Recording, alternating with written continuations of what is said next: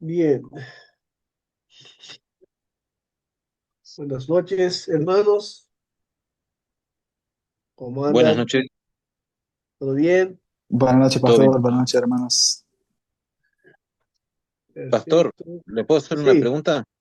sí, pregunte.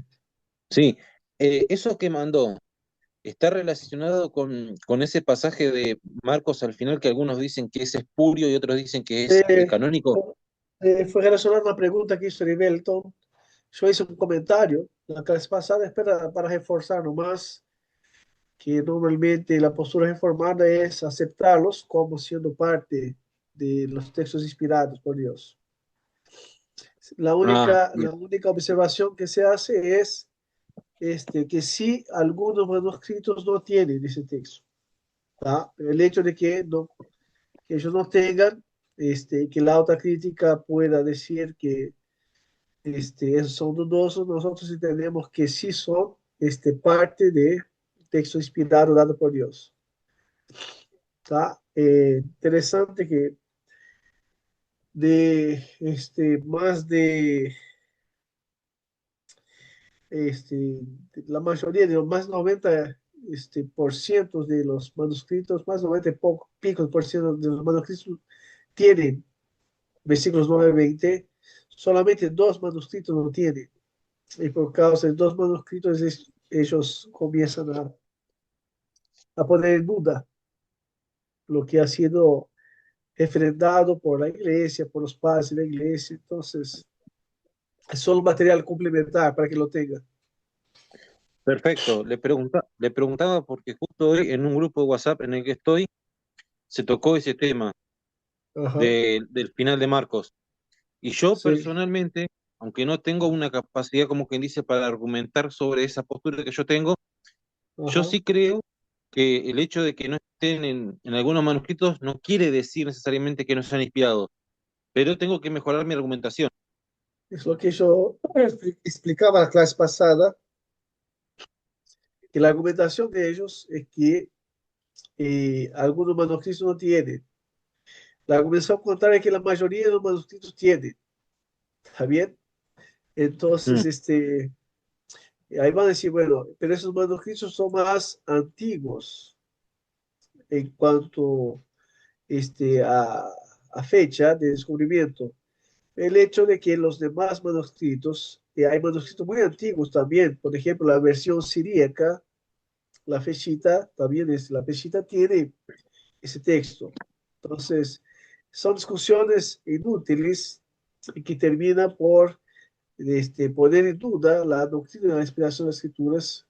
Lo más sensato es decir, algunos manuscritos no tienen, la mayoría de los manuscritos sí tienen y ha sido ampliamente referendado y aceptado por la iglesia a lo largo de la historia. Y ahí se termina la discusión. Si alguno quiere seguir diciendo que no, es parte de ellos, pero lo más sensato es eso. Y pastor, lo que comentaste en la otra clase, cuando yo puse este comentario, es que acreditar que no es un texto inspirado abre muchas nuances para dudar de la palabra de Dios. O sea, si Lo esto no es demás, válido, ¿qué sí, será que más no es válido? Entonces es muy complicado eso. Por eso yo puse ahí para ya tener argumento también, entender un poco mejor.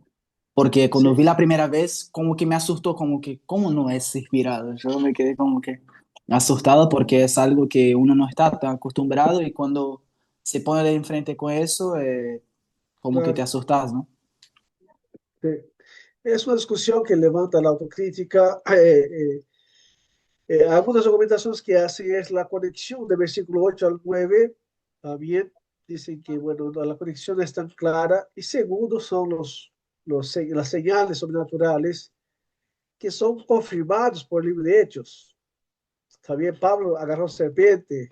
También, entonces, es decir, el hecho que esté allí como está y que esté la mayoría, la gran mayoría, y que dos manuscritos lo nieguen, que es el Vaticano y el Sinaíticos, ¿Está bien? Que dos lo nieguen no significa que todos los demás, por lo tanto, estén equivocados. Pero el material se le va a ayudar, es una lectura complementaria para que la tenga nomás, ¿está?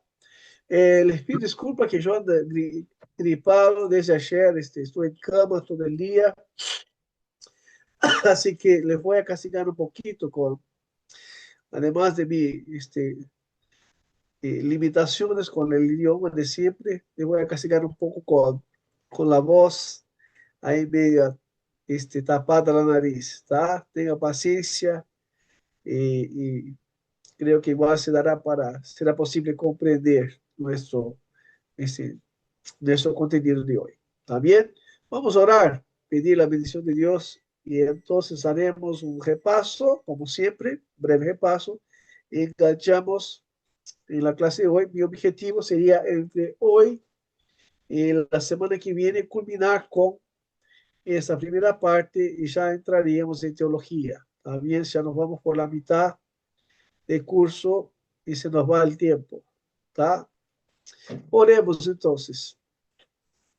Señor, gracias te damos a Dios por esta noche, por el privilegio de estar juntos una vez más, Señor. Qué bendición para nosotros, Señor, estudiar tu palabra y crecer en gracia, conocimiento y poder ver la perfección de tus obras, Señor, la manera como tú nos has hablado en gracia, Señor, dándonos tu palabra tan perfecta, palabra esta que ha obrado a lo largo de la historia, transformando la vida de tus siervos, y de entre los cuales estamos nosotros también, Señor. Damos gracias por esta palabra tan preciosa, el tesoro que tenemos, palabra que produce vida, palabra que cumple sus propósitos, que sea un tiempo mayor, de mayor bendición para nosotros, Señor, y que seamos mutuamente edificados uno por los otros.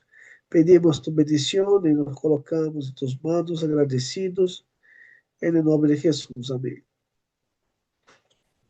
Bien, déjenme compartir entonces la pantalla con ustedes. Déjenme preparar acá, porque a veces esto tiene sus mañas.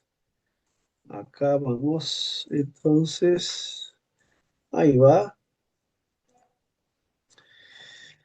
Lo pueden ver, ¿verdad?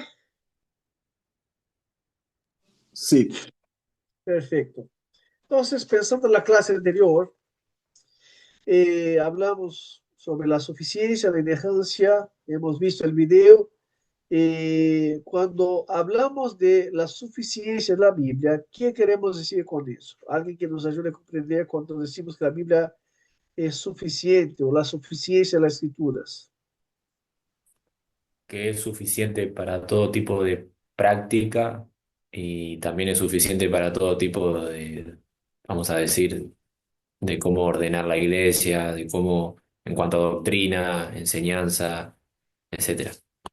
Perfecto. Decimos que completa. No necesita de añadiduras y tampoco puede ser restada.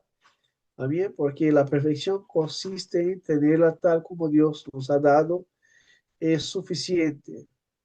Eh, ¿Algún pasaje que se acuerdan que hable de la suficiencia de las escrituras? Hay un clave que lo hemos mencionado.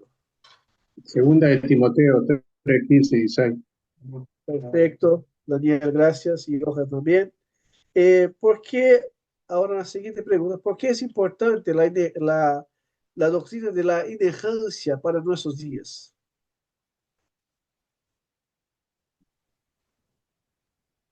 Sí, la ¿Puedo? inerrancia. Bueno, Sí, perdón.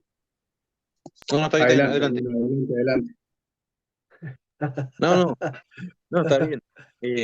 Yo creo, lo que quería decir es que de lo que yo fui aprendiendo en este tiempo es que la inerrancia de la Biblia es algo, vamos a decir, no solamente sine qua non para la cosmovisión cristiana, sino también Ajá, una consecuencia lógica de creer que la Biblia es inspirada por Dios.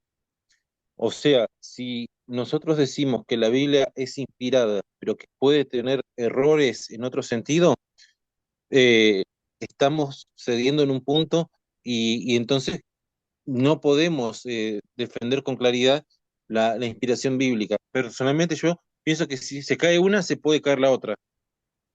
Bien, perfecto. Daniel, ¿algo que quiera agregar? Sí, que la inerrancia de las escrituras es consecuencia de la infalibilidad de las mismas. También, La exactamente. la infalibilidad es un atributo muy superior a la inerrancia, que es una consecuencia en vez de un atributo, ¿no? Perfecto. Lo que vimos en el video semana pasada. Pero Claro, así es. también lo que decía Miguel, también la consecuencia de restarle también este atributo a las escrituras, tanto de la inerrancia y la infabilidad de las escrituras, es negarle la autoridad de las escrituras y su confianza. O todo es verdadero o nada es verdadero. También sabemos nosotros que esta convicción de la veracidad, de la infabilidad, de la inerrancia, de la suficiencia, eh, más allá de todo lo que tenemos del testimonio interno y externo de las propias escrituras, nosotros tenemos un testimonio que se nos da el propio Espíritu de Dios. También nosotros abrimos las hojas de la Biblia y la leemos seguros de que es la palabra de Dios y oramos que el Señor nos moldee, nos cambie a la conformidad de ella y vemos claramente las obras de Dios, tanto en nosotros como en otros hermanos a lo largo de la historia. Bien, eh, ahí entramos un poquito ya hablando de la formación del canon de las escrituras y dos preguntas bastante básicas que hablamos. Una es el periodo, eh, durante cuántos años se escribió la Biblia aproximadamente del Antiguo al Nuevo Testamento. ¿Se acuerdan? 1600.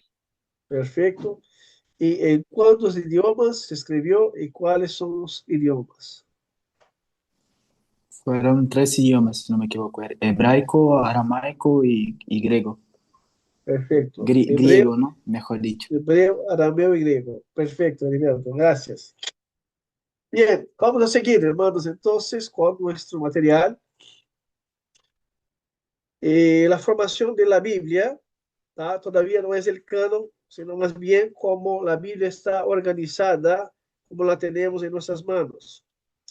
Eso ya lo vimos semana pasada, entonces hablamos de el mensaje de la palabra de Dios sale en la mente de Dios comunicada a la mente de los autores humanos, los cuales escriben y pasa a ser comunicada a los hombres también y pasa a ser comprendida por la iluminación del Espíritu Santo.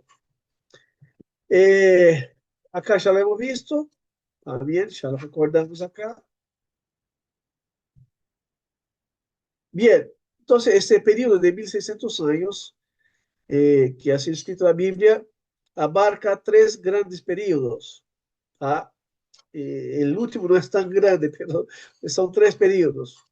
El periodo mayor, llamado de paleotestamentario o Antiguo Testamento, más comúnmente conocemos. El periodo intertestamentario, que es el periodo entre el Antiguo y el Nuevo Testamento, más comúnmente conocido como periodo de silencio. Y tenemos el periodo neotestamentario o el Nuevo Testamento, que es este periodo de menor tiempo, a 100 años. El periodo paleotestamentario, por lo tanto, va a abarcar alrededor de 11 siglos, desde el año más o menos 1500 al 400 antes de Cristo, y es ahí donde encontramos entonces el periodo más extenso de los tres tiempos, que se divide en, en la Biblia hebrea en tres grandes partes, ¿está bien? La primera parte tenemos el Pentateuco, o los 5 primeros libros escritos por Moisés, entre los cuales estarían también Job. Se cree que Job, por su lenguaje, por las informaciones contenidas, es, por ejemplo, la idea de sacrificio, pero no se habla de la ley de Moisés, no se habla del templo. Entonces, se cree que es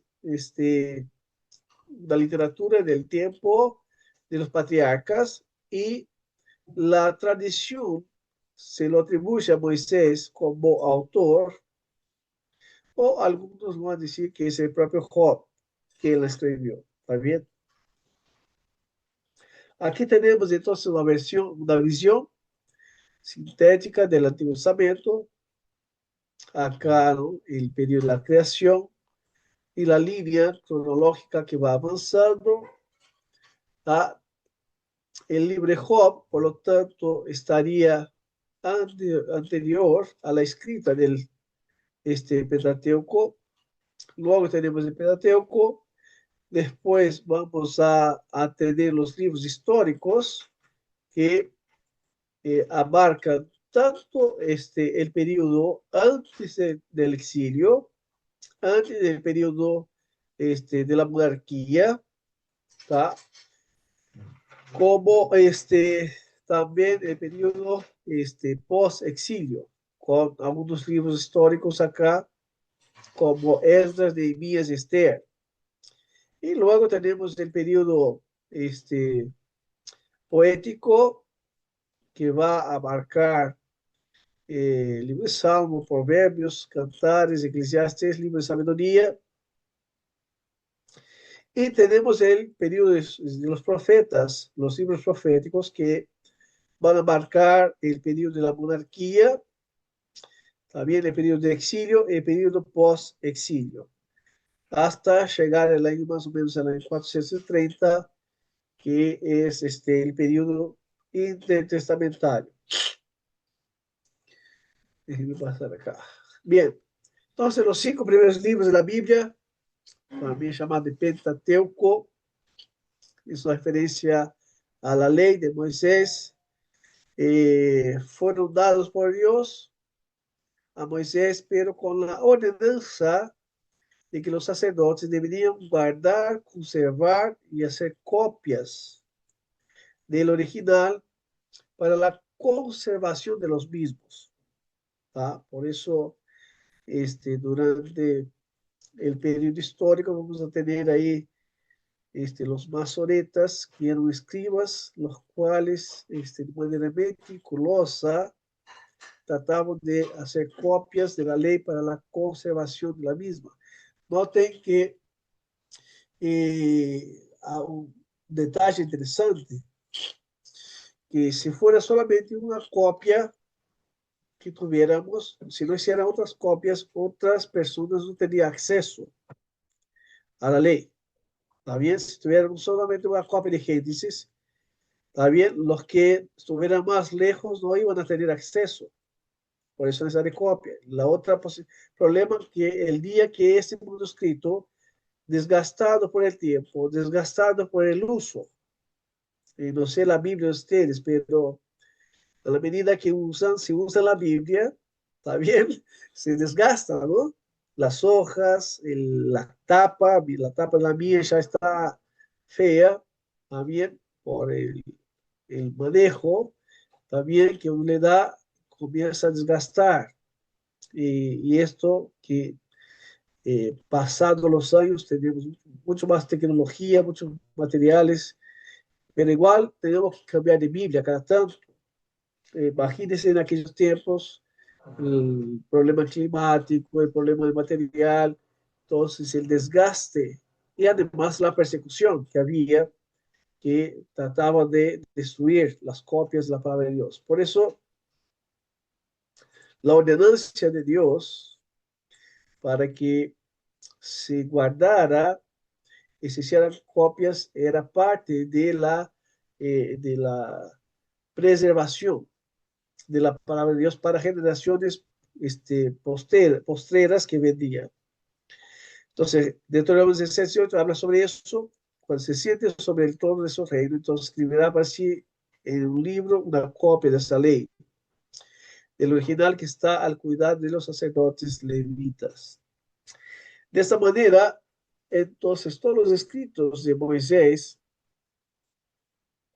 están compilados en un solo libro que es conocido en la Biblia hebrea como la ley de Moisés, la Torá, ¿tá?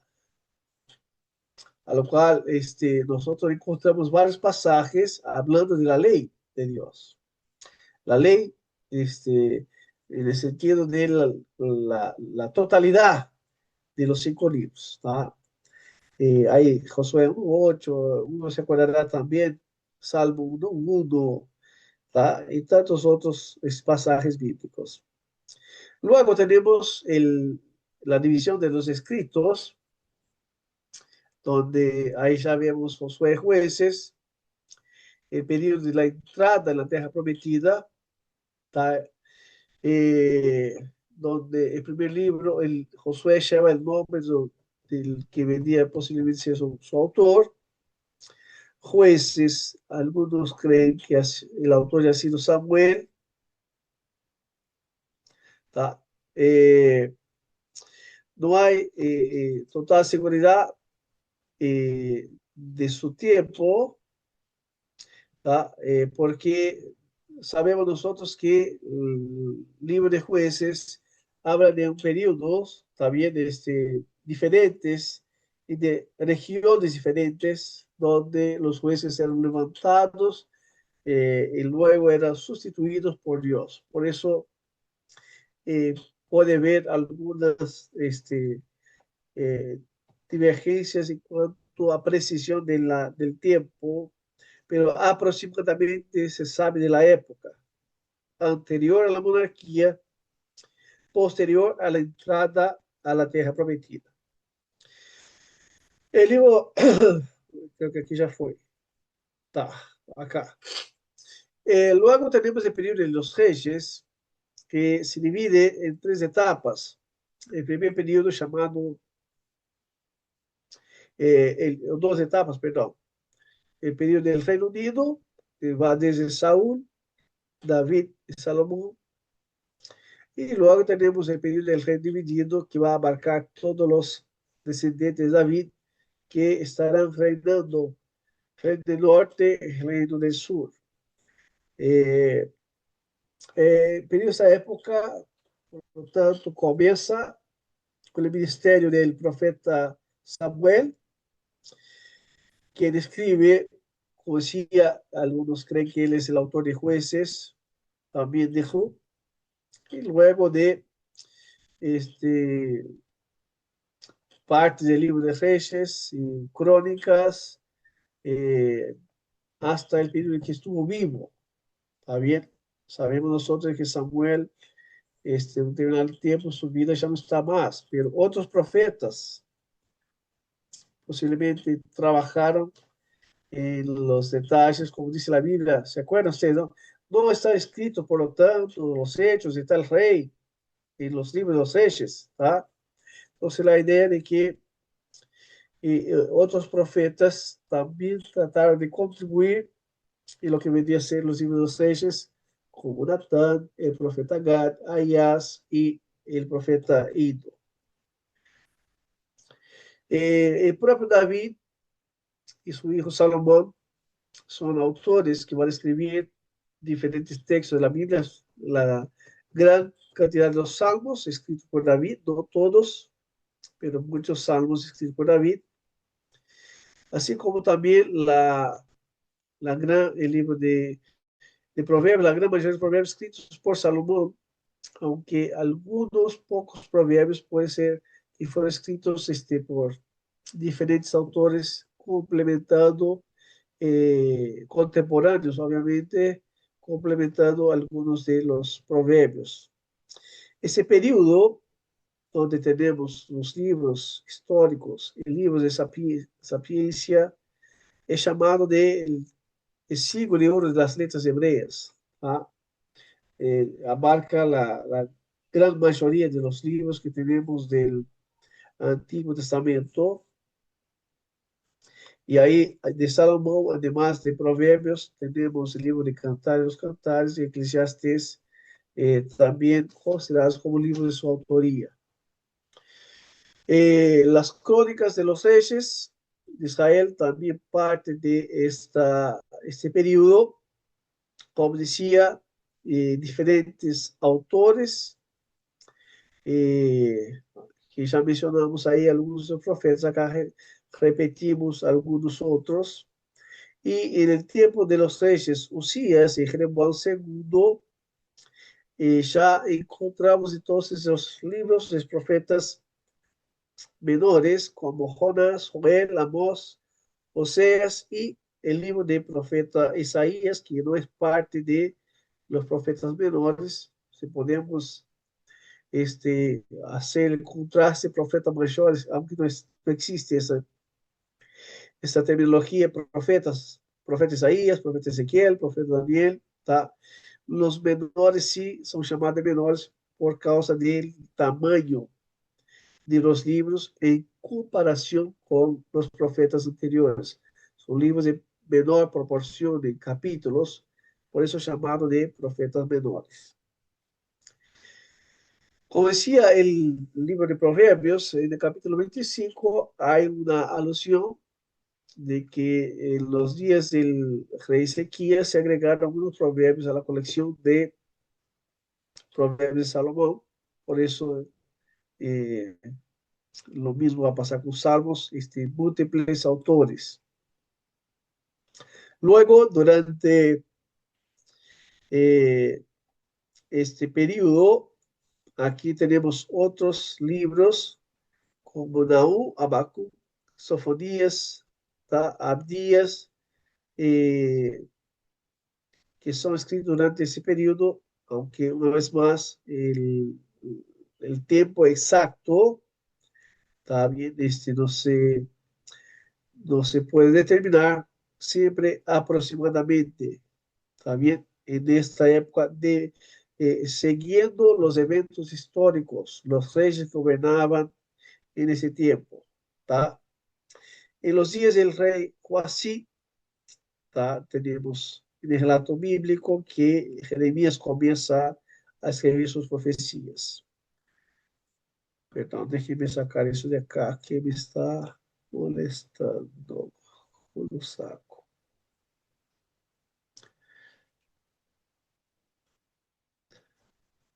Déjeme ver si eu saco algo de acá que me está.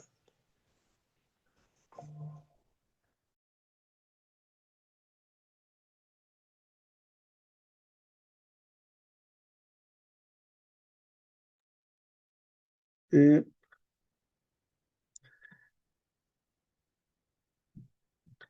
bien, me escuchan, ¿verdad? Sí, bien. No, no puedo quitar, pero está. Eh, en ese periodo, entonces, tenemos también el primer escrito durante el tiempo del rey Ezequiel, pero en ese periodo tenemos primer escrito de Ezequiel, el profeta Ezequiel, que va a escribir sus visiones que Dios le da, y las circunstancias, por lo tanto, que hacían referencia a la destrucción de Jerusalén y el cautiverio por parte de los caldeos. Y Jeremías también, delante del escenario de desolación, escribe el libro de Lamentaciones. Y contemporáneo también estaría el libro de Daniel, que habla de la deportación del pueblo de Dios al cautiverio de Babilonia.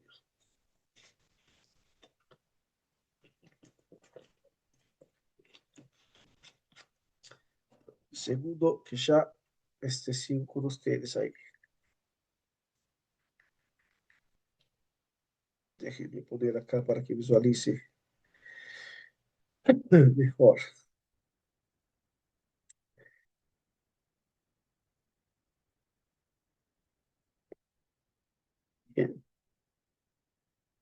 aquí vamos. Entonces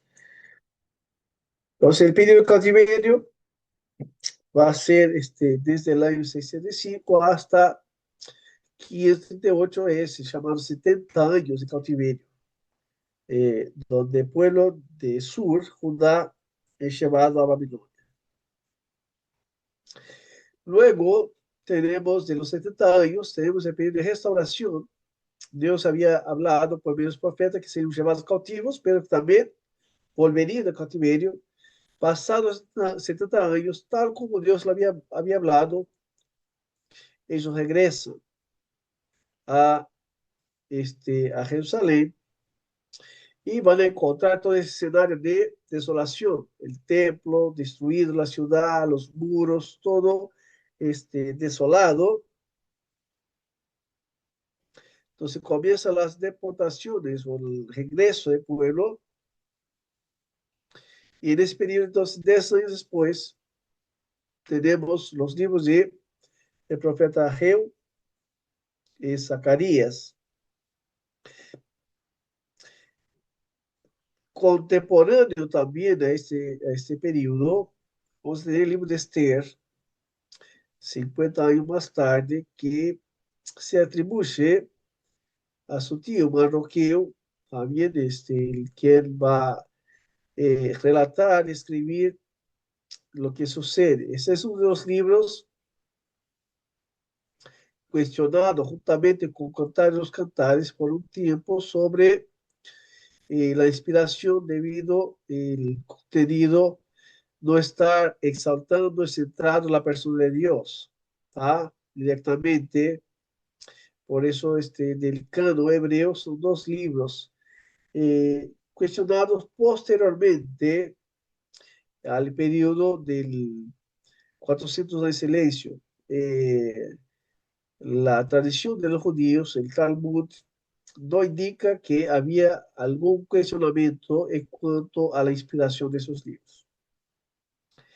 El, el sacerdote Esdras, también escriba, es un personaje de ese periodo, como lo va a decir el capítulo 7, tanto de su oficio como sacerdote escriba, pero también de su expertise y celo por la palabra de Dios. Por lo tanto, es considerado como un personaje clave para la conservación y transmisión del Antiguo Testamento. También todo el Antiguo Testamento puede ser una referencia a la ley de Dios, así como Antiguo Testamento puede ser llamado también, de cierta manera, siendo la ley de Dios, la palabra de Dios.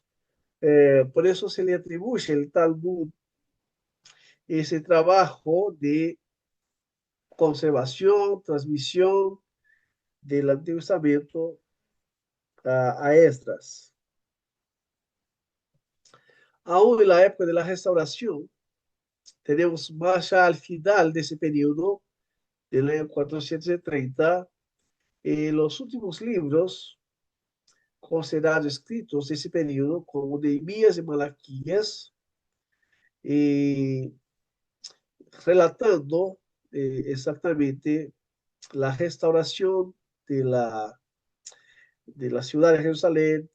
En Esdras vamos a tener la restauración del templo, la restauración del culto, la enseñanza de la palabra de Dios, ¿tá? Y entonces es lo que encontramos ya al final de ese periodo, ¿tá? Aquí ya tendríamos lo que en nuestra Biblia serían 39 libros completos del canon veterotestamentario. Cuando miramos la Biblia hebrea, también llamada Tanaj, vamos a encontrar una división diferente. Ellos van a dividir solamente en tres partes y la división de ellos puede ser de 24 libros o de 22. Nosotros tenemos 39. ¿Por qué la diferencia? Bien, porque los 12 profetas menores son agrupados y considerados como siendo un solo libro. También el libro de Jueces, Ehud, eh, en lo que consideran 22 libros, ¿está bien? El libro de Jueces, Ehud y Jeremías, Lamentaciones son considerados un solo libro, ¿está? Los que consideran 24 libros, entonces seguirían separados, Jueces, Ehud, Jeremías, Lamentaciones. El libro de Job, ¿tá? Aunque no esté aquí por su género literario, ¿tá? Es considerado como contemporáneo de ese periodo, pero está en lo que venía a ser los escritos. Esa es la división que encontramos también cuando vemos a Jesús hablando a los discípulos del camino de Maús, oh, necios y tardíos para comprender lo que la ley, los profetas, los salmos hablaban de mí. ¿Tá? Entonces esa es la división común. La Torá, está bien, el DBI, los profetas, es la palabra Nabi, en plural DBI, y también los escritos que tuve, que va a marcar mayormente entonces los libros históricos. Esta es nuestra división, es importante memorizarlas, si no lo hicieron todavía, ¿tá? Nosotros, mientras ellos dividen en 3 partes, nosotros dividimos en 5 partes, tanto el Antiguo quanto el Nuevo Testamento. Y eso es muy fácil ayudar a memorizar. La primera parte, Pentateuco, con los 5 primeros libros, los históricos, que van a marcar entonces de Josué a Esther, los poéticos de Job a Cantares, los profetas mayores, también Isaías, Jeremías, Lamentaciones, Ezequiel, Daniel, y los menores desde Oseas hasta Malaquías. La suma de estos libros, por lo tanto, en nuestra versión, se dará 39 libros. Pasado el período paleotestamentario, veterotestamentario, tenemos el período intertestamentario o el período de silencio, ¿tá? Que va a abarcar alrededor de 400 años, considerando desde la escritura del último libro hasta el periodo de Juan el Bautista, de su ministerio. Entonces, comienza en el año 430, termina también en el año 26 a 28 con el ministerio de Juan el Bautista, que es el precursor de Jesús, aquel que vendría para preparar el camino del Mesías. Como dice ahí en Mateo 3:1, en aquellos días vino Juan el Bautista predicando en el desierto de Judea, diciendo: arrepentidos, porque el reino de los cielos se ha acercado. Pues ese es aquel de quien habló el profeta Isaías, cuando dijo: voz de que clama en el desierto, preparar el camino del Señor, enderezar sus sendas. Por lo tanto,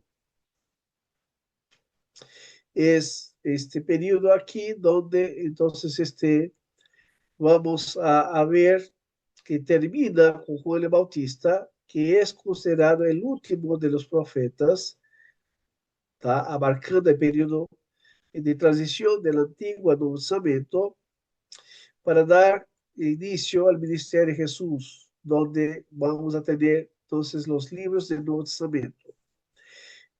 ¿Por qué chamamos el período de intertestamentário de período de silencio, o los 400 años de silencio? Justamente porque durante ese período no hay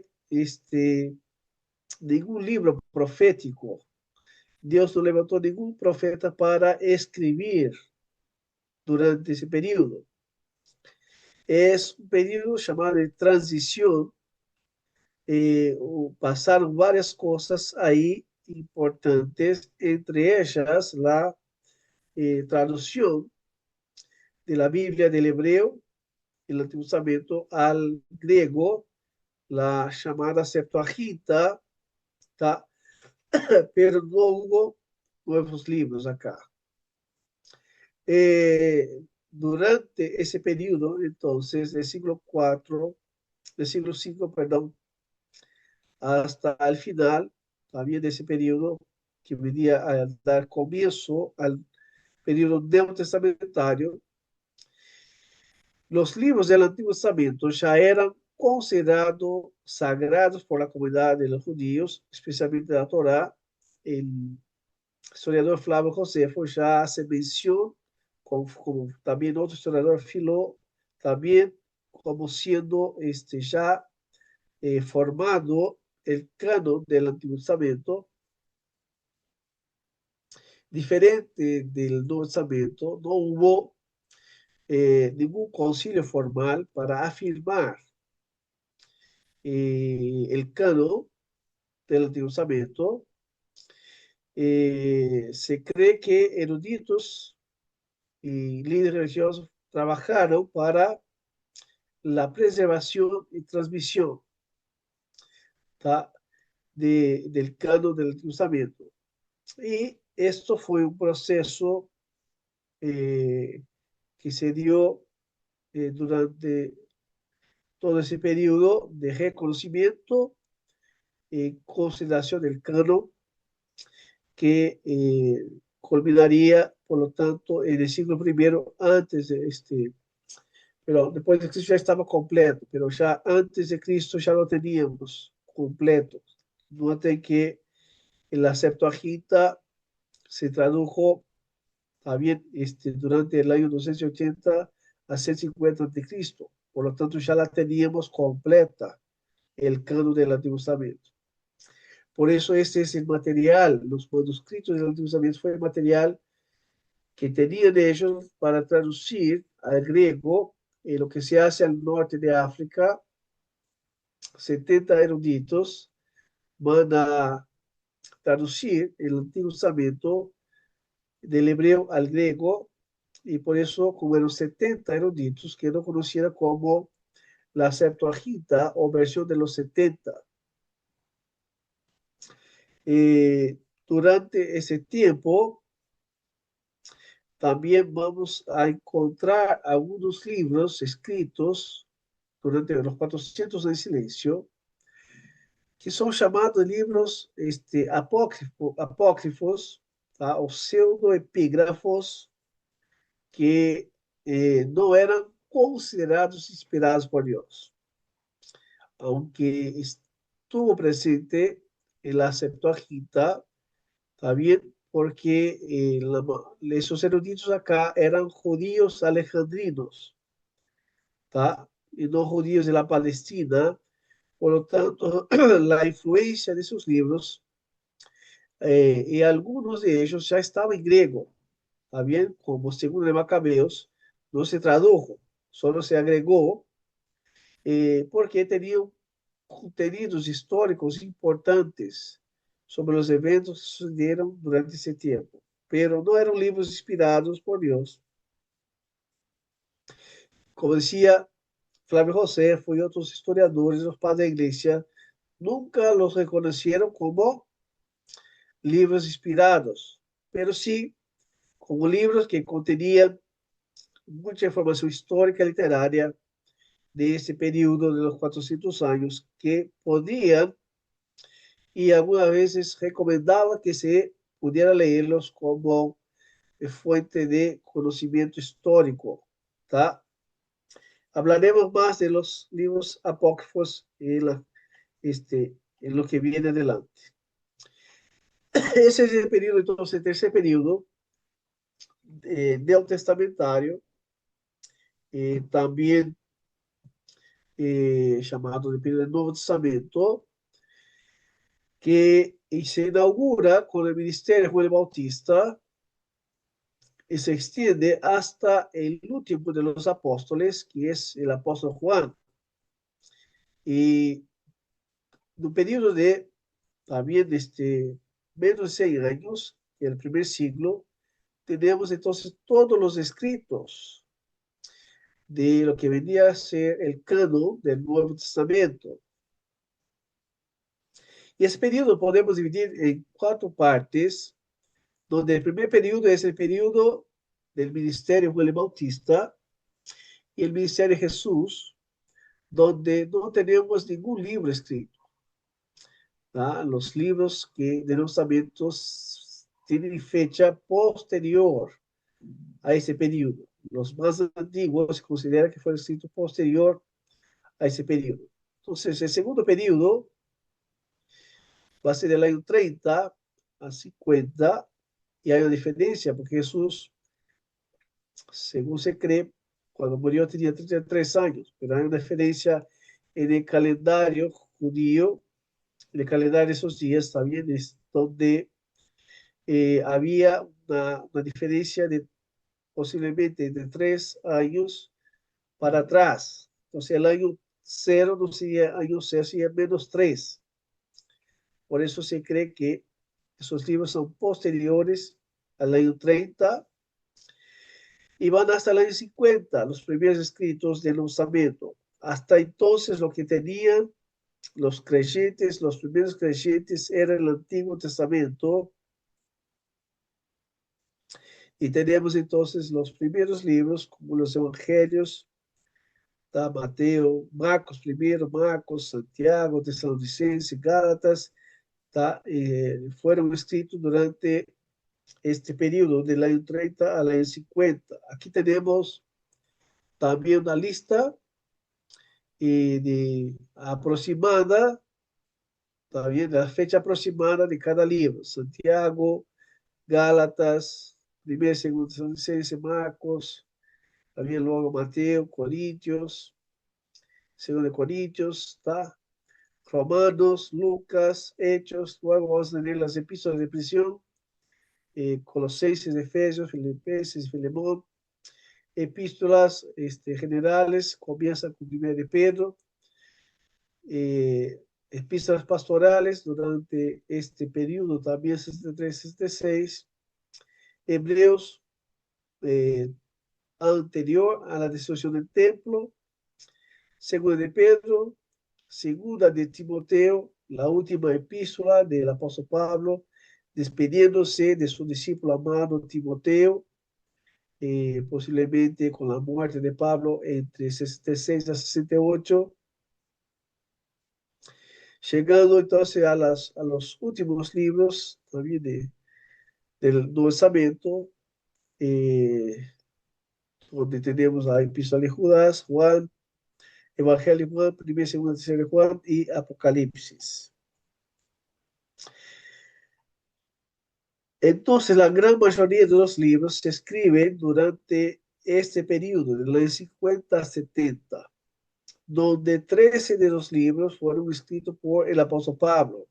Y ponemos acá un asterístico porque podría haber sido 14, si entendemos que la epístola a los hebreos es de autoría del apóstol Pablo, como muchos lo piensan, entre ellos Juan Calvino, ¿tá? Pero no sabemos a cierto, es considerado de autoría no identificada. Entonces, comienza el relato de la vida, del ministerio de Jesús, y luego vamos a tener las epístolas, donde son las cartas con enseñanzas de parte de Jesús a los apóstoles para la edificación de la iglesia. Entonces tenemos las cartas que se escriben antes del encarcelamiento de Pablo. Ahí vamos a hacer Gálatas, Tesalonicenses, primera y segunda, Romanos, primera y segunda de Corintios. Luego tenemos las 4 epístolas de prisión, Efesios, Filipenses, Colosenses y Filemón. Se cree que Pablo tuvo un periodo que le dejaron salir de la cárcel, también por un tiempo, donde escribe primera Timoteo y Tito. Luego, él vuelve a ser encarcelado ya para ser ejecutado, y es cuando escribe segunda de Timoteo. Como decía, el libro de Hebreos es de autor desconocido, como este libro tiene que haber sido escrito antes del año 70 por causa de los escritos relacionados a los sacrificios. ¿Ah?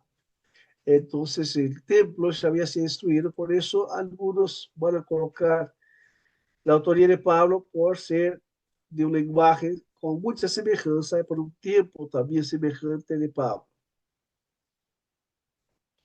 Ahí tenemos las epístolas de Pedro, primera y segunda, eh, y las epístolas también del apóstol Juan que van a venir, además de lo que ya hemos mencionado acá. Eh, Pablo, Pedro y Juan describen en esta porción que va de 70 a 100. El apóstol Juan escribe su epístola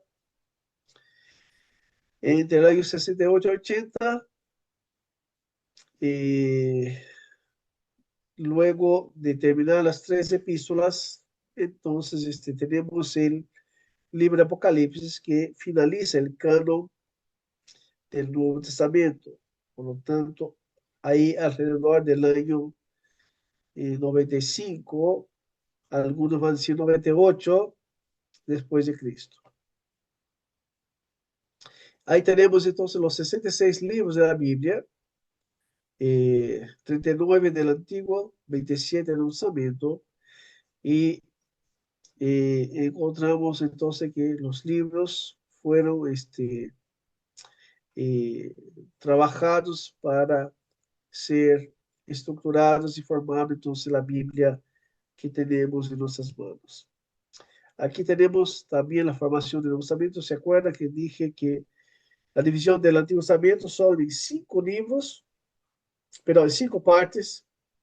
El Antiguo Testamento se divide en 5 partes y el Nuevo Testamento también en 5 partes. Evangelios históricos, cartas paulinas, cartas generales y proféticos. Tenemos entonces 4, solamente un libro histórico, solamente un libro profético, y tenemos las epístolas paulinas. Noten que lo coloco acá para tener hebreo según algunas personas lo entienden. Las epístolas generales aquí, por lo tanto, la división como la tenemos en nuestra Biblia. Entonces, una vez que tenemos los libros, vamos a entender cómo entonces el canon es reconocido por el pueblo de Dios. Entonces, primero lo que debemos afirmar es que la fe cristiana está fundamentada en la revelación que Dios mismo hace en sí mismo. Por eso las escrituras no es tema de opinión humana, como dice 2 de Pedro 1:21. También los hombres santos escribieron bajo la inspiración del Espíritu Santo. Por eso no depende de la opinión, de las conjeturas de los hombres, que son falibles, pero depende únicamente de la autoridad, de la fidelidad, de la perfección de Dios. ¿Y por qué es importante eso? Porque nuestra fe no puede descansar en hombres falibles, en la opinión o en la conjetura de los hombres. Nuestra fe tiene que descansar en la sabiduría y en el poder de Dios. Y eso es lo que es las escrituras para nosotros. Entonces, la Biblia, este conjunto de libros, la biblioteca divina de 66 libros, también llamada el canon. Y la palabra canon viene de la palabra, es una palabra griega, también de donde tenemos lo que se llama de vara o caña de medir. Muchas veces es traducida como regla, porque la idea era de ese instrumento de aferición de medida, ¿tá? Que era usado para eh, verificar y autentificar eh, lo que se decía, las medidas. Entonces, Gálatas 6:6, el apóstol Pablo, hablando de escrituras, dice: a todos los que andan conforme a esta norma, a esta regla, a esta medida, paz y misericordia sea hecho Israel de Dios. O sea, una referencia a la Biblia como siendo el canon, la regla de fe y práctica del pueblo de Dios. Por eso, al llamar a la Biblia el canon, nosotros afirmamos que los 66 libros de Génesis y Apocalipsis funcionan como la regla de vida y autoridad suprema para la iglesia. Sobre todos los temas de fe y vida cristiana, nosotros acudimos a la escritura como regla, la única regla de vida, doctrina y conducta. Por eso los reformadores decían sola escritura.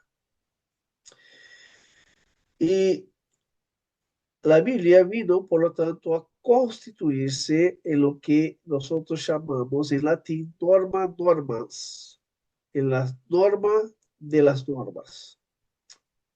Ella es la palabra final, la autoridad final, la norma de todos los estándares, y no hay, ella no puede ser juzgada por los hombres, porque ella es la que juzga y determina todo en cuanto a doctrina y fe y conducta. Por eso la fe cristiana, para nosotros, es definida como siendo también la totalidad de la escritura y solamente las escrituras. Por eso, la prohibición expresa las escrituras en que no se puede añadir ni restarle nada a la palabra de Dios. Cuando se agrega algo, también a la palabra de Dios, o cuando se le quita algo, también de la palabra de Dios, por lo tanto, estamos delante de un estándar defectuoso, corrompido por los hombres.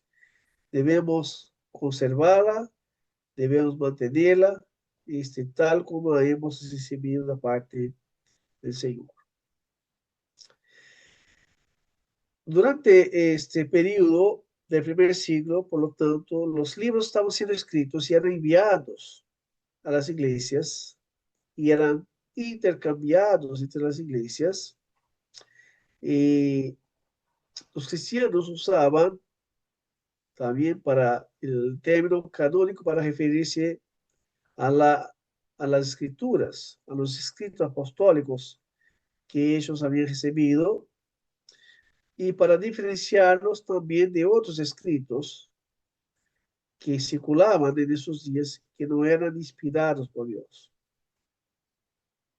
Ya lo vamos a mencionar algunos de ellos enseguida, de ese periodo. Y con el pasar del tiempo, entonces se pasa a usar el término canónico para hacer referencia al cierre de las escrituras con sus 66 libros. Ese es el canon. El canon que está dividido en el canon del Antiguo y el canon del Nuevo Testamento, pero la totalidad de la Biblia es el canon, la vara, la regla, la norma. ¿Y por qué era necesaria la formación de un canon?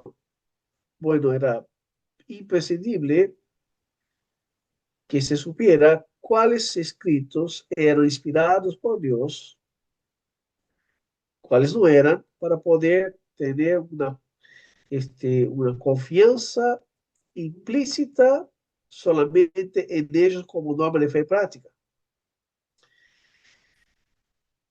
Por eso estudiaremos aquí el tema de la formación del canon, que es esencial para saber entonces qué libros de la Biblia podemos confiar, qué obras literarias deberían ser reconocidas como palabra de Dios, cómo saber que la Biblia contiene solamente libros inspirados por el Espíritu Santo y qué forma esos libros fueron reconocidos como siendo inspirados por Dios, y quiénes fueron los que decidieron cuáles obras eran inspiradas o no, y qué criterio se usó para determinar los libros inspirados de los no inspirados. Entonces,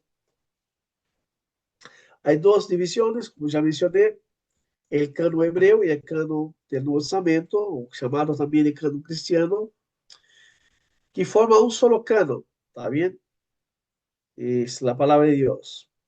El canon del Antiguo Testamento, también llamado el Tanaj, que es un acróstico de la división de la Biblia hebrea, donde la T de Tanaj es la T de Torah, la E, ¿se acuerdan que la palabra, el alfabeto hebreo, de su origen no tenía vocales?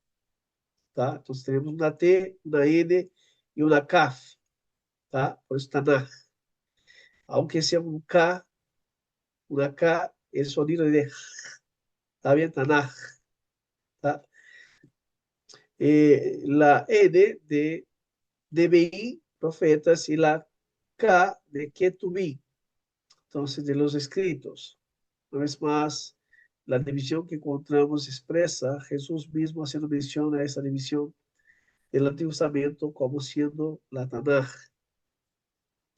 Entonces, este es el canon del Antiguo Testamento. Los 39 libros tenemos nosotros, que para ellos puede ser 24 o 22, como también lo mencioné, donde nosotros tenemos, eh, son 5 divisiones, porque dividimos los profetas menores de los otros profetas, pero la ley, la historia, la poesía, los profetas, ellos la dividen en 3 partes: historia, ley, eh, ley, profetas y escritos, historia. Los libros de Tanaj, por lo tanto, están divididos de esa manera, ya lo hemos visto en la lista anterior, ¿va? Y los 12 profetas y un solo libro. Y si vamos para la lista de 22, Jueces están juntos, Lamentaciones y Jeremías están juntos, pero según la manera como lo dividan. Si ustedes se van a los escritos del historiador Flavio Josefo, van a encontrar 22 libros, ¿tá? Porque esos libros de amarillo están considerados como siendo un solo libro. Bueno, acá está otra vez, ya lo hemos visto anteriormente. También lo mencionamos que la tradición del Talmud afirma que el Esdras, en cooperación con otros escribas, alrededor del año 400 más o menos, reunió, efectuó una revisión de los libros, también que lo tenemos hoy día en el canon hebreo.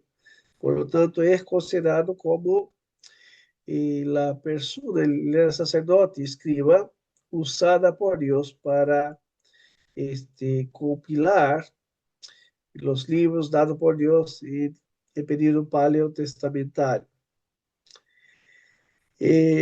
Por eso va a cubrir ese periodo de 1600 años, más o menos, ahí, perdón, 1100 años, 1100 años, desde el año 1500 hasta el año 400. Estoy completamente con la destapada y mezclando las cosas. Bien, vamos acá. Como decía el historiador Flavio Josefo, haciendo mención del canon del Antiguo Testamento, él lo dice: no tenemos una innumerable multitud de libros que discrepan y se contradicen unos a otros, como ocurre con los griegos. Está haciendo la comparación del canon de ellos con otros escritos de otros, sino solamente 22 libros que contienen el registro de todos los tiempos, que con justicia se aceptan como divinos. Nadie ha sido tan osado para agregarles nada a ellos, ni quitarles nada, ni cambiarles nada. O sea, lo que está haciendo es un relato de lo que se conocía, de lo que se afirmaba, de lo que se hacía en las sinagogas, también antes y en el tiempo de Flavio Josefo, reafirmando entonces que el canon ya estaba, era conocido, era usado, también, y tenía, por lo tanto, 22 libros, considerando la división que agrupan el libro de Jueces y Ruth y Jeremías y Lamentaciones. Como mencioné también, Jesús en el Nuevo Testamento habla del Antiguo Testamento haciendo mención de la división de la Tanaj en tres partes, la Torah, los DBI, hay Ketubí, entonces la ley, los profetas y los escritos. ¿Tá? Algunas pruebas de la autenticidad o de la caducidad del Antiguo Testamento. Primera, que fue reconocido como autoridad, reafirmado en el Nuevo Testamento, incluso por el propio Jesús, reconocido por testemunho extra-bíblico, tá? Entre ellos Juan José, Filón, de Alejandría, el Talmud babilónico hace referencia al canon como está. La propia, la propia traducción de la Septuaginta, está bien, que ya la hemos mencionado, en un periodo intertestamentario. La armonía del Antiguo Testamento con, entre ellos, también entre los libros del Antiguo Testamento, pero también luego con el Nuevo Testamento. ¿Tá? Gran parte del Nuevo Testamento son citaciones del Antiguo Testamento. ¿Tá? Otra vez confirmando, reafirmando el Antiguo Testamento. También un factor importante para considerar un libro o reconocerlo como canónico era que hubiera sido escrito por un profeta o alguien con autoridad divina. Y es lo que encontramos también en todos ellos, y ser reconocido por Cristo. Y esto lo hemos dicho que sucedió. Aquí tenemos una afirmación de eso, diciendo, debido a que Jesús es el Mesías, Dios encarnado, y es la última palabra en todo asunto, él tenía autoridad divina para reconocer toda la escritura o solo algunas partes. Pero él afirmó universalmente toda la escritura como la divina palabra de Dios, al afirmar la ley, los salmos y los profetas. ¿Tá? Vamos acá. Entonces, el canon del Antiguo Testamento ya estaba vigente, reconocido, usado en los días de Jesús. Por eso Jesús, cuando toma el Antiguo Testamento para leer, va a leer de lo que ya estaba. También Isaías menciona, también cuando los evangelistas hablan de las palabras de Jesús, están hablando de lo que Jesús habló del Antiguo Testamento, como está escrito. Había citas de Isaías abundantes, sobre todo, del Antiguo Testamento, ¿no? De la ley, de los salmos. ¿Tá? Cuando llegamos al Nuevo Testamento, entonces encontramos que también la iglesia cristiana recibe de parte de Dios algunos libros. Y para que la iglesia tuviera discernimiento, lo que era normas, lo que era autoritativo, era necesario entonces la idea de tener un canon. De la misma manera que teníamos el Antiguo Testamento, para saber qué libros eran o procedían de parte de Dios y eran autoritativos para la fe y conducta de los creyentes. Así los cristianos van a heredar muchos de los principios del canon del Antiguo Testamento. ¿Está bien? No van a inventar nada nuevo. Van a ver lo que los criterios usados para los libros del Antiguo Testamento y se lo van a aplicar también al libro del Testamento para discernir y reconocer los libros inspirados por Dios. Debemos comprender que la iglesia, por lo tanto, neotestamentaria, no creció por ley natural, sino que ella fue establecida. Y Cristo lo dice que él iba a edificar su iglesia. Entonces, los maestros que son comisionados, enviados por Cristo para plantar nuevas iglesias, ellos van a hacer la misión y con ellos van a usar lo que ellos tenían en las escrituras en ese tiempo. ¿Está bien? Ellos no iban a enseñar ideas humanas, no iban a enseñar filosofía griega, iban a enseñar la palabra de Dios, de lo que tenían la palabra de Dios en sus manos. Parte era oral, pero parte era escrito. ¿Tá? Entonces, los lectores del Nuevo Testamento necesitaban de una prueba de que lo que ellos recibían por parte de aquellos que pasaban por ellos era realmente palabra de Dios, como lo era también el Nuevo Testamento. Por eso necesitaban reconocer la procedencia, la autoridad de este libro para que fuera la norma de la iglesia. O sea, el pueblo de Dios nunca fue un pueblo sin norma, sin un patrón de autoridad escriturístico. Siempre hubo un canon de la parte de Dios. Y nosotros tenemos el privilegio de tenerlo en completo. Entonces, la formación del canon del Nuevo Testamento no era algo que necesitaba de una decisión formal de la iglesia. O sea, es importante entender que no es la iglesia quien determina el canon. El trabajo de la iglesia era más bien reconocer que libros eran o no con base en lo que ellos habían recibido de principio del Antiguo Testamento.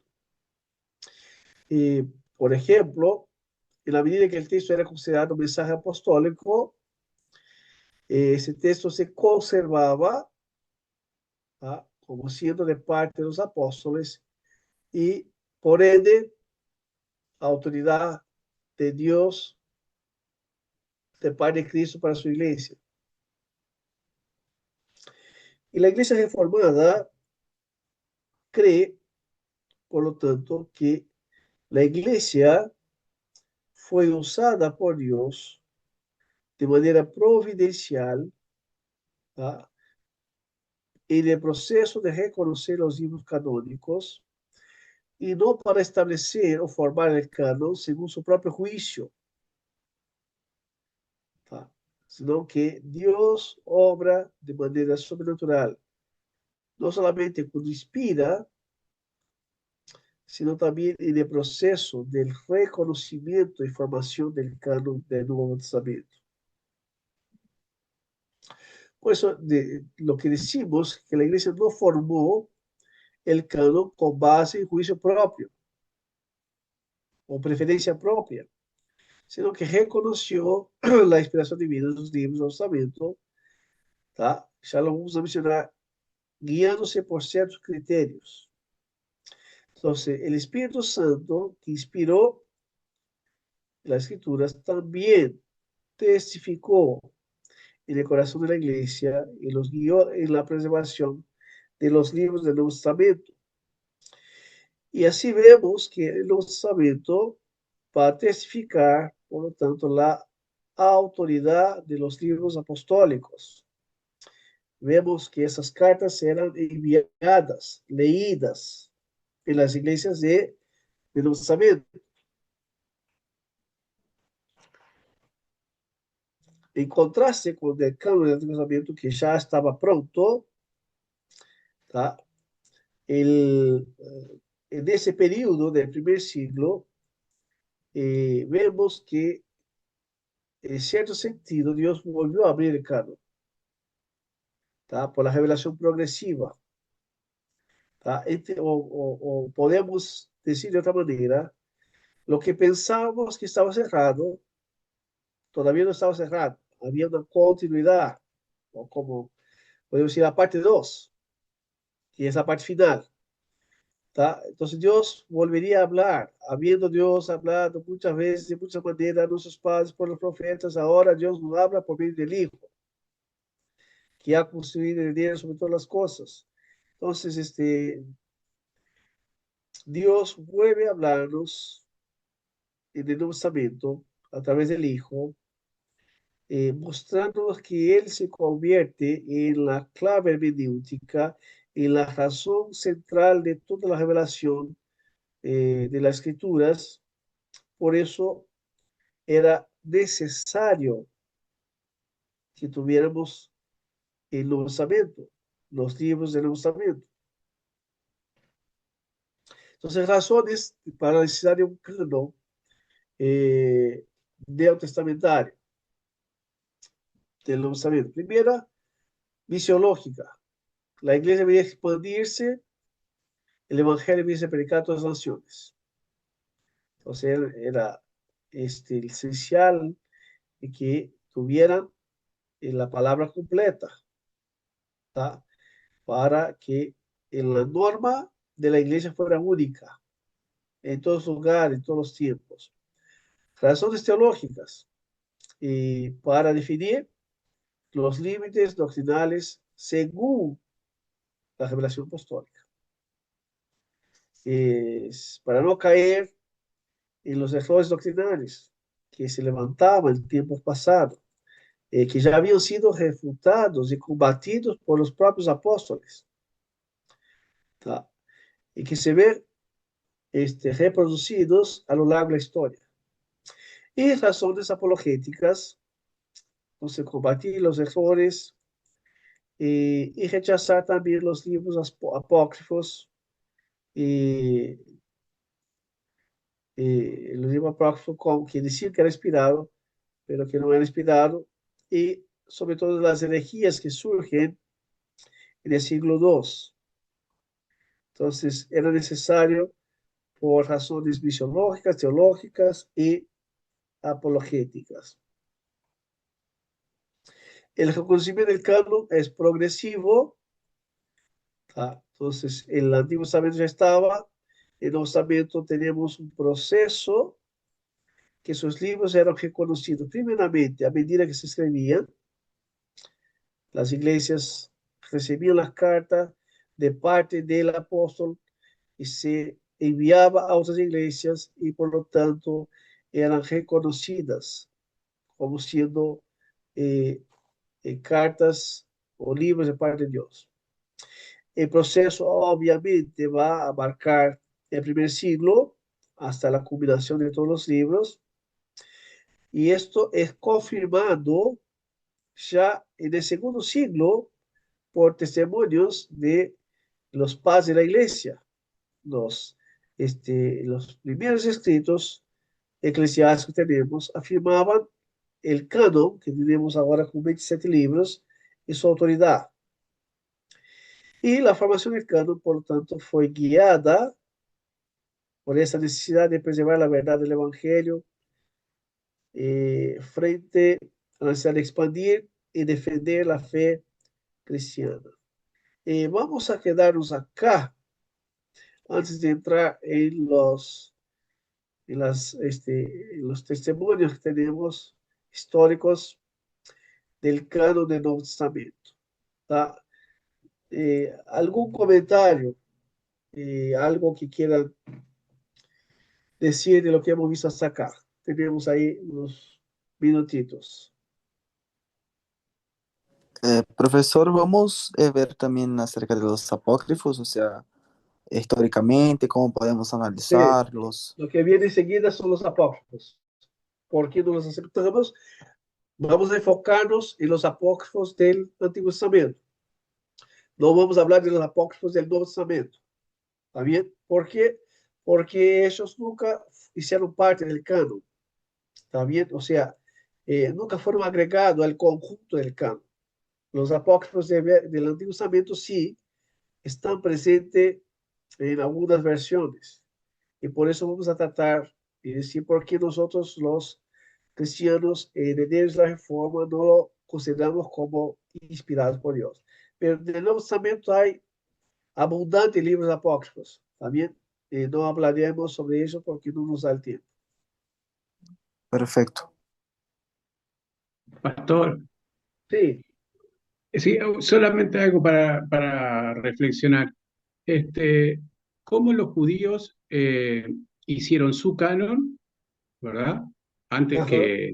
antes de Jesucristo, y ellos mismos fueron los que, digamos, no creían en lo que le decían los profetas, y pero a su vez lo dieron como autoridad, lo pusieron como autoridad. Sí, esa es la confrontación que hace el propio Cristo, los apóstoles, ¿no? ¿Se acuerdan que Esteban fue apedreado y muerto por eso? Él hace un pantallazo, el sermón más largo que tenemos en el Nuevo Testamento es un sermón veterotestamentario. Sí, Esteban comienza hablando, dice, ustedes mataron al Mesías. pero claro, me llama la atención eso, ¿no? Cómo ellos mismos crean sus reglas de medir como algo sagrado y que basan su vida en algo que no aceptaron los profetas que hablaban, ¿no? A ellos les Sí, mataban. Y claro, después otra cosa, lo mismo, Daniel, ya te dejo seguir. sí, Lo podemos comparar con la iglesia romana y con las sectas. Tiene la misma Biblia que nosotros muchas veces, también, pero van a una dirección totalmente diferente y lejana de nosotros. Eh, Caen en el mismo problema, están cegados por la tradición, están cegados por sus propios, también su propia manera de querer ver las cosas.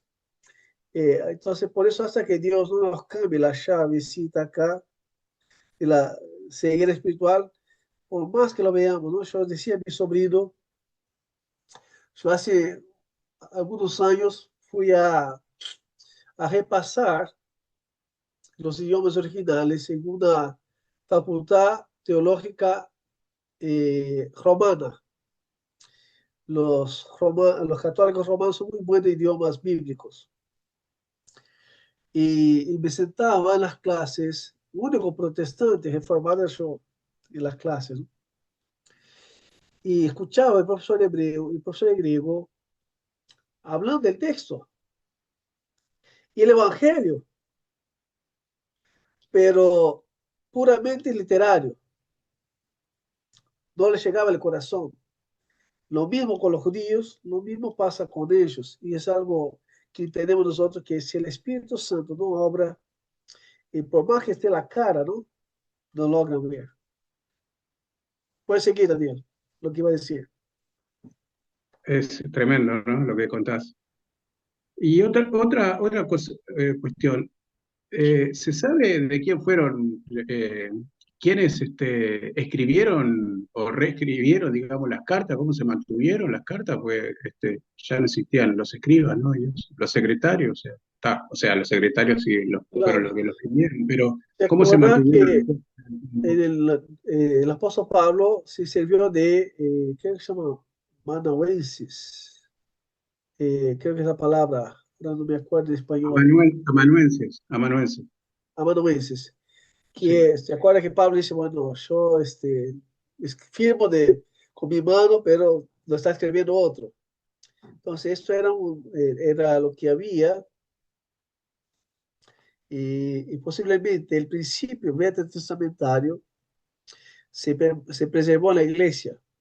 Esas copias, también voy a mostrarles al final de esta clase, cuando volvamos semana que viene, los materiales que existían, los primeros manuscritos, y por qué no tenemos. Entonces, sí, habían los amanuenses y también habían los principios del Antiguo Testamento que se preservó, la idea de copias, hacer copias de los escritos sagrados. También recuerde que luego vamos a tener la versión de la Vulgata por Jerónimo, los primeros siglos de la iglesia, toda la Biblia al latín, tá?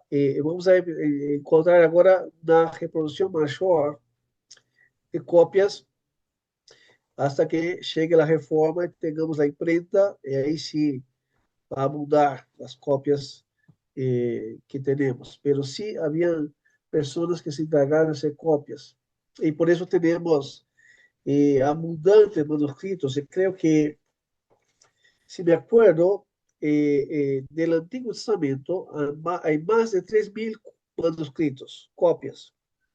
Del Nuevo Testamento, más de 6.000 copias. Es abundante copias de ese periodo. Sí, así. Muy bien. Gracias. ¿Alguien más que quiera comentar algo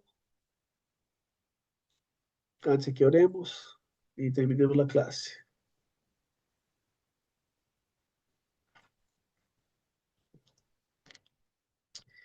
Bien, Pastor, oh, sí, diga, disculpe. diga adelante, Sí, Marta. disculpe. Disculpe, no puedo prender la cámara, estoy embichada, igual que usted, la misma. Bien, Eh, me tengo consola. una, sí, tengo una consulta respecto de lo que comentó al inicio de la clase, que ya Ajá, quedarían 2 clases más sobre bibliología ajá. y se cerraría el tema. Luego de eso sería el examen o entramos en teontología inmediatamente. Vamos a entrar directamente en teontología. Yo posiblemente les mande algún material para estudiar para el examen. ¿Ah? El examen normalmente lo hacemos online, con preguntas y respuestas, pero yo normalmente les doy una guía de qué estudiar y les doy un tiempo. Vamos a entrar en teontología. Ustedes tendrán un tiempo hábil para estudiar y saber qué estudiar para el examen. Excelente, pastor. Muchas ¿Ah? gracias. Bien, gracias. Vamos a orar entonces, hermanos, y terminamos nuestra clase. Voy a pedir a Evangelina si puede guiarnos en la oración final, por favor. Amén. Señor, te damos gracias en esta noche por este tiempo, Señor, que podemos compartir aprendiendo tu palabra, Señor. Te rogamos que en tu inmensa gracia, fidelidad y amor, Señor, nos ayudes a poder atesorar estas verdades en nuestro corazón y a ponerlas por obra en nuestras vidas, Señor, para crecer en tu gracia, Señor, y para que otros puedan verte a ti a través de nuestras vidas. Señor, gracias por el esfuerzo, por la vida del pastor Mauricio, Señor, te rogamos por su salud en esta hora. Señor, y creemos, Señor, que tú eres fiel, justo y verdadero, Señor, y que tú cuidas de los tuyos y de tu pueblo. Gracias por todos mis hermanos aquí presentes, por esforzarse y poder, Señor, participar. Te alabamos, te exaltamos y engrandecemos a ti, Señor. Amén y amén. Amén. Muchas gracias, hermanos. Buen descanso a todos. Nos vemos mañana con lo que sigue. Buenas Gracias, noches, pastor. hermanos. Bendiga. Que te Bendiciones. mejore, Buenas pastor. noches. Bendiciones, pastor. Muchas gracias. Muchas gracias. Bendiciones.